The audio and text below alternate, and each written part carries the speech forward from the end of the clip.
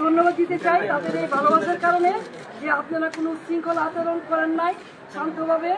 আমি আপনাদেরই সন্তান, আপনাদেরই মেয়ে, আপনারা আমার প্রতি যে শ্রদ্ধা ভালোবাসার সম্মান দেখিয়েছেন, আমি আজীবন আপনাদের এই ভালোবাসার শ্রদ্ধা সম্মান মনে রাখবো। আমার এলাকাবাসী জানেন যে আমি আলী আহমদ চুনকার সন্তান। আমার বাবা সামনে রাজনীতি করেছে, জনমতের ঊর্ধ্বে উঠে রাজনীতি করেছে। আমি আলী আহমদ চুনকার সন্তান। আমার যদি অপরাধ হয়ে থাকে জয় বাংলা, জয় বঙ্গবন্ধু বলার কারণে, তাহলে আমি সেই অপরাধী হতে চাই। এই জন্য যদি আমার বিচার হয় তাহলে বিচার হবে। কিন্তু নারায়ণগঞ্জ শহরে 21 বছর আপনাদেরকে আমি সেবা দিয়েছি।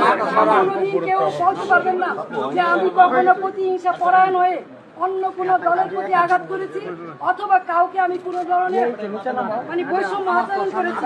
দলমতের ঊর্ধ্বে উঠে নিজের দলের তারপরে মানুষের কল্যাণে কাজ করার চেষ্টা করেছি। সত্য মতভেদের সত্য এই শহরের নারায়ণগঞ্জবাসীর জন্য এমন কোন জায়গা নেই যেখানে প্রতিবাদ করি নাই। তৌকি হত্যা সহ সকল হত্যাকাণ্ডে যখন নারায়ণগঞ্জবাসী একদম চুপ ছিল, কেউ কোনো কথা বলে নাই, তখন আইবি আওয়াজ তুলেছে। এই শহরের মানুষকে কথা বলা শিখিয়েছে, অন্যায়ের বিরুদ্ধে প্রতিবাদ করা শিখিয়েছে। আজকে সেই আইবিকে কিসের জুলুমে, কিসের কারণে, কি কারণে এদের গ্রেফতার করা হচ্ছে আমি জানি না। কিন্তু যেহেতু আমাকে গ্রেফতার করা হচ্ছে, আমি নারায়ণগঞ্জবাসীর কাছে একটাই অনুরোধ করবো, আপনারা যেভাবে আমার পাশে ছিলেন, আমার পরিবারের পাশে ছিলেন, আমার পাশে থাকবেন। আপনারা সকলেই জানেন 1 মাস হয়নি আমার ছোট ভাই, অত্যন্ত আদরের ছোট ভাই মোহাম্মদ আলী রেজা রিপনকে আমরা হারিয়েছি। আর সেই ভাইয়ের সুখ এখনো বুঝতে পাই নাই।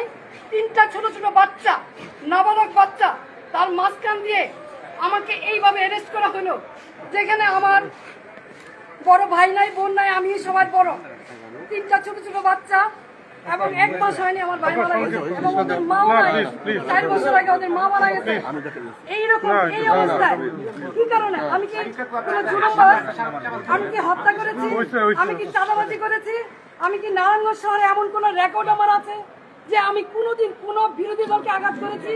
তাহলে কিসের জন্য, কি কারণে, কোন ষড়যন্ত্রের কারণে, কার সাথে আমাকে অ্যারেস্ট করা হলো? আমিও প্রশাসনের কাছে জানতে চাই। বর্তমান যারা সরকার আছেন, সাম্যের কথা বলেছেন, বৈষম্যের বিরুদ্ধে আপনারা আন্দোলন করেছেন, সরকার হটিয়ে নতুন সরকার এসেছেন, তাহলে কি এই বৈষম্য? তাহলে অনেস্ট রাজনীতির সততার কিসের মূল্যায়ন? আমি তো বাড়িতে ছিলাম, আমি তো পালাইনি, তাহলে এইভাবে আমাকে অ্যারেস্ট করতে হলো কেন? সেই জবাব জনগণের কাছে চাই। জনগণের